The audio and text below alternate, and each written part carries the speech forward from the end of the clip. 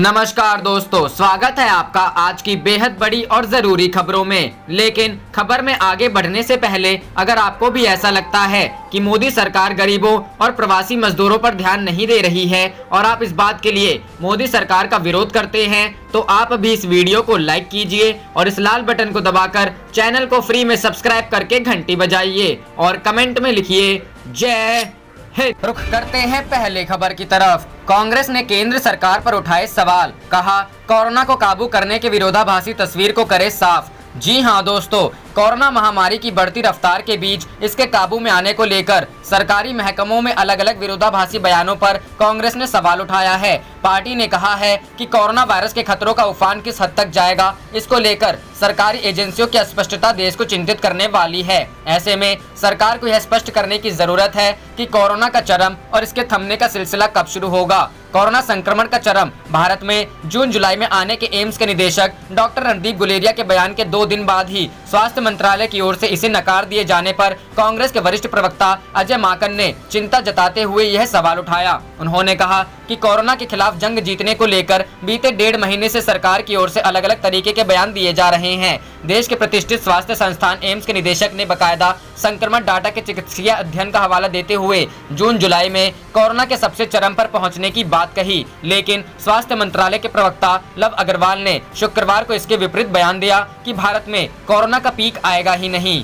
रुख करते हैं अगली खबर की तरफ। अखिलेश बोले सरकार के दावों से सच्चाई कोसों दूर है, जैसे ये बेबस मजदूर अपने घरों से। जी हां दोस्तों, कोरोना लॉकडाउन में प्रवासी मजदूरों का मसला शांत होने के नाम नहीं ले रहा है। लॉकडाउन में छूट के साथ बस और रेलवे खुलने के बावजूद अभी भी हजारों मजदूर अपने परिवार संग पैदल चलने को मजबूर हैं। केंद्र की मोदी सरकार के दावे के मुताबिक 85% रेलवे टिकट का वहन केंद्र और 15% राज्य सरकार वहन करेगी, लेकिन मजदूरों को टिकट खरीदने को मजबूर होना पड़ रहा है। औरंगाबाद रेल हादसे में 15 प्रवासी मजदूरों की मौत के बाद देश की सियासत में उबाल आ गया है। विपक्ष अपने अपने तरीकों से मजदूरों के मुद्दों को उठा रहा है। कांग्रेस जहां केंद्र की मोदी सरकार को घेरने में जुटी है, वहीं राज्यों में वहां के विपक्ष दलों ने मोर्चा संभाला हुआ है। इसी कड़ी में समाजवादी पार्टी के अध्यक्ष अखिलेश यादव में सरकार को आड़े हाथ लेते हुए मजदूरों का मुद्दा उठाया है। अखिलेश यादव को सरकार के दावों पर यकीन नहीं है। उनका कहना है कि मजदूरों अपने घर लौटने के लिए भटक रहे हैं, लेकिन सरकार ने उनके लिए खाने पीने तक का प्रबंध नहीं किया है। अपने ट्वीट में वह लिखते हैं, घर लौटने के लिए रास्तों में भटक रहे उत्तर प्रदेश के मजदूरों के लिए सरकार खाने पीने का प्रबंध क्यों नहीं कर रही है। सरकार के दावों से सच्चाई कोसों दूर है, जैसे ये बेबस मजदूर अपने घरों से।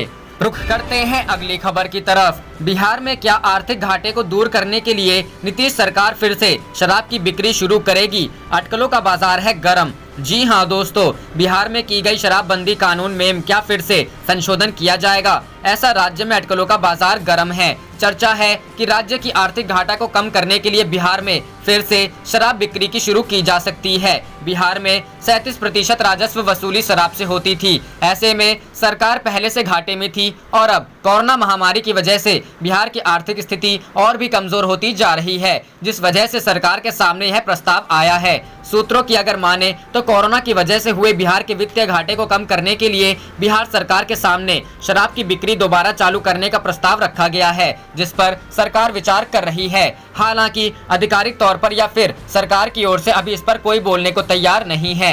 दरअसल कोरोना काल में जिस तरह से अन्य प्रदेशों में शराब की बिक्री से सरकार राजस्व की जबरदस्त प्राप्ति हुई है, इससे कई राज्य गदगद हैं। अर्थव्यवस्था को फिर से पटरी पर लाने के लिए केंद्र सरकार ने भी राज्यों को शराब बेचने की छूट दे दी है, जिसके बाद सभी राज्य सरकार रणनीति के तहत शराब बेच रही है। इस बीच छत्तीसगढ़ और पंजाब ने शराब की ऑनलाइन होम डिलीवरी शुरू की है। दोनों राज्यों के इस पहल के बाद माना जा रहा है कि अन्य राज्यों में भी ऑनलाइन होम डिलीवरी शुरू हो। ऐसे में जानकारों का कहना है बिहार में भी नीतीश सरकार का मन अब डोलने लगा है। वैसे भी बिहार में शराबबंदी के बावजूद भी करोड़ों रुपए के अवैध शराब की बिक्री की जा रही है। माफियाओं के द्वारा तो बाजाप्ता होम डिलीवरी के माध्यम से शराब की खेपें पहुंचाई जा रही हैं। इससे शराब के शौकीन ज्यादा पैसे देकर भी उसका आनंद उठा रहे हैं। इस स्थिति में अगर सरकार फिर से बैकफुट पर जाकर शराब की बिक्री की इजाजत कुछ शर्तों के साथ देती है, तो इससे न केवल राजस्व की प्राप्ति होगी बल्कि माफियाओं की कमर टूट जाएगी। यहाँ बता दें कि कोरोना महामारी से उत्पन्न आर्थिक घाटा से उबरने के लिए दूसरे राज्यों ने अतिरिक्त टैक्स के साथ शराब की दुकानें खोल दी हैं। रुख करते हैं अगली खबर की तरफ। मजदूरों के रेलवे टिकट पर आप सांसद बोले, किसको बेवकूफ बना रहे हैं नीतीश, भाजपाई। जी हां दोस्तों, प्रवासी मजदूरों के रेलवे टिकट को लेकर सियासी उबाल थमने का नाम नहीं ले रहा है। गुजरात से लेकर बिहार की सियासत गर्म हो गई है। इस सिलसिले में पूरा विपक्ष जहां केंद्र की मोदी सरकार को जिम्मेदार ठहरा रहा है, राज्यों में भी रेलवे टिकट वहन को लेकर खींचतान शुरू हो गई है। आम आदमी पार्टी सरकार ने अब दिल्ली से बिहार जाने वाले मजदूरों का रेलवे खर्च उठाने का ऐलान किया है। इसको लेकर आप सांसद संजय सिंह ने नीतीश सरकार और भाजपा को आड़े हाथ लिया है। संजय सिंह अपने ट्वीट में लिखते हैं, रेलवे कह रही पहले पैसा दो तब ट्रेन चलेगी। बिहार सरकार कह रही है पहले मजदूरों से ले लो, हम बाद में दे देंगे। दिल्ली सरकार ने कहा हम मजदूरों को पैसा नहीं देने देंगे, इसीलिए पहले ही रेलवे को चेक से भुगतान कर दिया। किसको बेवकूफ बना रहे हैं नीतीश जी और भाजपाई। इसके साथ ही आप सांसद का गुस्सा भाजपा नेताओं पर भी फूट रहा है। अपने ट्वीट में वह लिखते हैं, गुजरात से अमेठी यूपी गए मजदूरों का टिकट, इनसे पैसा लिया गया। भाजपाइयों, झूठ बोलने के बजाय बोलो कि टिकट फर्जी है, फिर मैं उन लोगों के वीडियो डालकर सबूत दूंगा। संजय सिंह ने अपने एक और ट्वीट में लिखा है, भाजपा सरकार ने घोषणा की राज्यों में जाने वाली ट्रेनों का खर्च 85% केंद्र सरकार और 15% राज्य सरकार देगी, लेकिन दिल्ली से बिहार जाने वाली ट्रेन का खर्च अरविंद केजरीवाल सरकार दे रही है, बिहार सरकार नहीं। हम पहले भी बिहार यूपी के लोगों के साथ थे और आगे भी खड़े रहेंगे। उधर आम आदमी पार्टी ने अपने ट्विटर हैंडल पर लिखा है, बिहार सरकार के मना करने के बाद मुजफ्फरपुर के लिए रवाना विशेष ट्रेन में सवार सभी 1200 मजदूरों का किराया देगी केजरीवाल सरकार। कोरोना संकट में अपने परिवार से दूर रह रहे मजदूरों को लेकर दिल्ली से मुजफ्फरपुर बिहार के लिए ट्रेन रवाना हुई। रुख करते हैं अगली खबर की तरफ। मजदूरों से 8 के बजाय 12 घंटे काम लेना शोषणकारी, मायावती। जी हां दोस्तों, बहुजन समाज पार्टी मुखिया मायावती ने सरकार पर निशाना साधा और कहा कि कोरोना प्रकोप में मजदूरों व श्रमिकों का सबसे ज्यादा बुरा हाल है, फिर भी उनसे 8 के बजाय 12 घंटे काम लेने की शोषणकारी व्यवस्था पुनः देश में लागू करना अति दुखद व दुर्भाग्यपूर्ण है। मायावती ने ट्विटर के माध्यम से लिखा कि श्रम कानून में बदलाव देश की रीढ़ श्रमिकों के व्यापक हित में होना चाहिए, न कि कभी भी उनके अहित में। उन्होंने कहा कि कोरोना प्रकोप में मजदूरों श्रमिकों का सबसे ज्यादा बुरा हाल है, फिर भी उनसे 8 के स्थान पर 12 घंटे काम लेने की शोषणकारी व्यवस्था पुनः देश में लागू करना अति दुखद व दुर्भाग्यपूर्ण है। उन्होंने कहा, जबकि परम पूज्य बाबा साहेब डॉक्टर भीमराव अंबेडकर ने श्रमिकों के लिए प्रतिदिन 12 नहीं बल्कि 8 घंटे श्रम व उससे ज्यादा काम लेने पर ओवर टाइम देने की युग परिवर्तनकारी काम तब किया था जब देश में श्रमिकों मजदूरों का शोषण चरम पर था। इसे बदलकर देश को उसी शोषणकारी युग में ढकेलना क्या उचित है।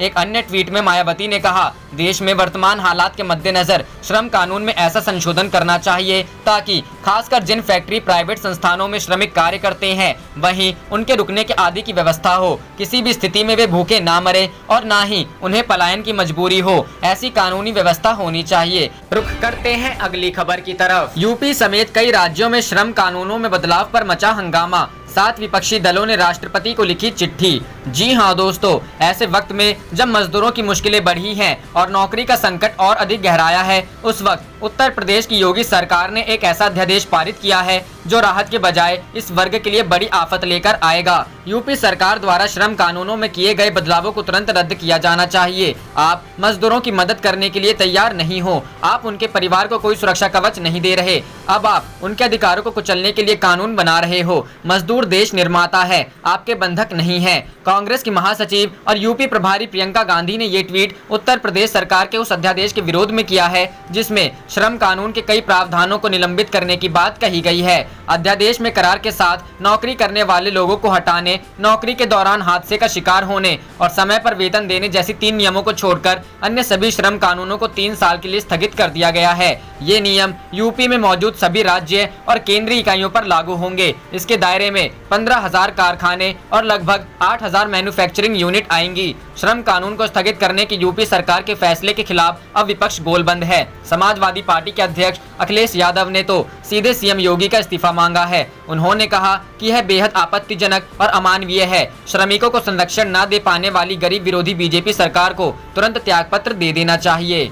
रुख करते हैं अगली खबर की तरफ। सीएम ममता के भतीजे ने दी केंद्रीय गृह मंत्री अमित शाह को चुनौती, कहा आरोप साबित करें या मांगे माफी। जी हां दोस्तों, कोरोना संकट के बीच पश्चिम बंगाल सरकार और केंद्र सरकार के बीच टकराव तेजी से बढ़ता जा रहा है। केंद्रीय गृह मंत्री अमित शाह ने चिट्ठी लिखकर ममता सरकार पर श्रमिकों के लिए चलने वाली ट्रेन को बंगाल की सीमा में प्रवेश नहीं करने देने का आरोप लगाया है। इसके बाद मुख्यमंत्री ममता बनर्जी के भतीजे और डायमंड हार्बर से सांसद अभिषेक बनर्जी ने शाह के इस दावे को बेबुनियाद करार दिया है। उन्होंने केंद्रीय गृह मंत्री को अपने दावे को साबित करने की चुनौती दी है और साबित नहीं कर पाने की सूरत में माफी मांगने को कहा है। टीएमसी सांसद अभिषेक ने शनिवार को एक ट्वीट किया जिसमें उन्होंने लिखा है, इस संकट के समय अपने कर्तव्यों का निर्वहन करने में विफल रहने वाले गृह मंत्री हफ्तों की चुप्पी के बाद बोलते हैं, और वो भी केवल झूठ के बंडल की बातें, ताकि लोगों को गुमराह कर सके। विडंबना यह है कि वे ऐसे गरीब लोगों के बारे में बात कर रहे हैं जो उनकी सरकार द्वारा भाग्य के भरोसे छोड़ दिए गए हैं।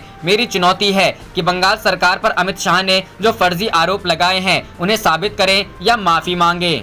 रुख करते हैं अगली खबर की तरफ। ममता बनर्जी को अमित शाह ने लिखा पत्र तो कांग्रेस ने साधा निशाना, कहा कर्नाटक और गुजरात के मुख्यमंत्रियों को भी लेटर लिखे गृह मंत्री। जी हां दोस्तों, कांग्रेस ने गृह मंत्री अमित शाह द्वारा पश्चिम बंगाल की मुख्यमंत्री ममता बनर्जी को पत्र लिखे जाने के बाद शनिवार को कहा कि शाह को ऐसा ही पत्र कर्नाटक और गुजरात के मुख्यमंत्रियों को भी लिखना चाहिए, क्योंकि उनकी सरकारें मजदूरों को घर जाने से रोक रही हैं। पार्टी प्रवक्ता जयवीर शेरगिल ने यह भी कहा कि केंद्र अथवा किसी भी राज्य सरकार को संकट के इस समय राजनीति नहीं करनी चाहिए तथा मजदूरों की मदद के लिए रणनीति बनाने पर जोर देना चाहिए। उन्होंने एक बयान में कहा, आश्चर्य इस बात का है कि लॉकडाउन में अमित शाह जी ने पहली बार बयान दिया है। उन्हें मजबूर मजदूरों के बारे में बात करने में 40 दिन लग गए, जब देश में कश्मीर से लेकर कन्याकुमारी तक लोग परेशान थे, मजदूर मर रहे थे, तो वह कुछ नहीं बोले। इस बात को यह देश याद रखेगा। शेरगिल ने कहा, गृह मंत्री को कर्नाटक और गुजरात के मुख्यमंत्रियों को भी पत्र लिखना चाहिए,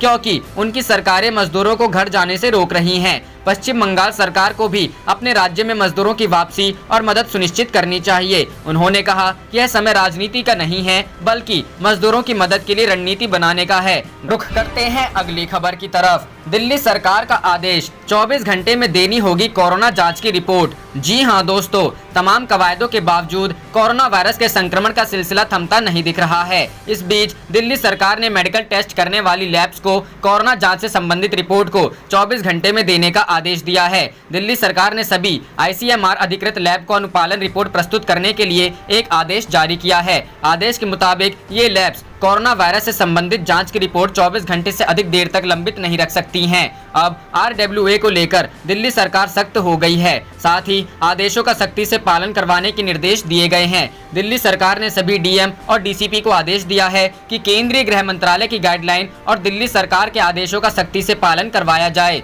दिल्ली सरकार ने कहा, हमारी जानकारी में आया है कि जिन गतिविधियों की केंद्रीय गृह मंत्रालय के दिशा निर्देश के बाद हमने इजाजत दी थी, उनको अलग अलग सरकारी एजेंसी और RWA लागू नहीं होने दे रही। यह दिशा निर्देशों और आदेशों का उल्लंघन है। इसके साथ ही अब सभी DM और दिल्ली पुलिस के DCP को आदेश दिया गया है कि वह फील्ड के लोगों को अच्छी तरह से जानकारी दें और आदेश को पूरी तरह से लागू करवाएं। दरअसल कई जगह से खबरें आ रही थीं कि दिल्ली सरकार के स्पष्ट आदेशों के बावजूद प्रशासन, पुलिस या RWA आदेशों को लागू नहीं होने दे रहे थे। जैसे घरों में काम करने वाली मेड को कुछ RWA अपनी सोसाइटी में नहीं घुसने दे रहे थे।